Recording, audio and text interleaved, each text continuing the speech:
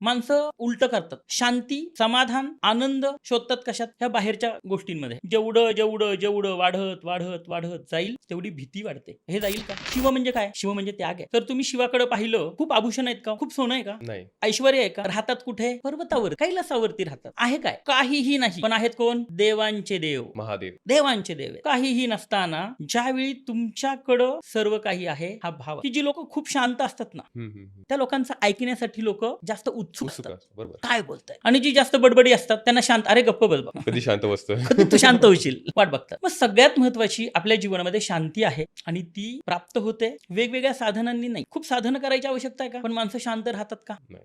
माणसांना इथं पाहिजे. माणसं उलट करतात. शांती, समाधान, आनंद शोधतात कशात? ह्या बाहेरच्या गोष्टींमध्ये, बाह्य जगामध्ये. माझ्याकडं हे आलं की मी सुखी होईल, माझ्याकडे ते आले की मी सुखी होईल, माझं हे वाढलं की मी सुखी होईल. जेवढं जेवढं जेवढं वाढत वाढत वाढत जाईल तेवढी भीती वाढते. हे जाईल का? हे संपेल का? शिवाकडं काय? शिवाकडं फक्त समाधान आहे.